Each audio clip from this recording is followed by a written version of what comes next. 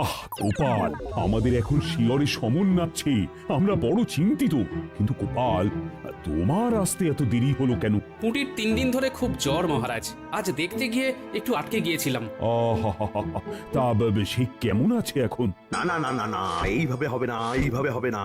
নবাব বাহাদুরের কাছে গিয়ে বলতে হবে, গোপাল গোপাল, আমি তোমাকে এই রাজ্য থেকে ভাগিয়ে ছাড়বো।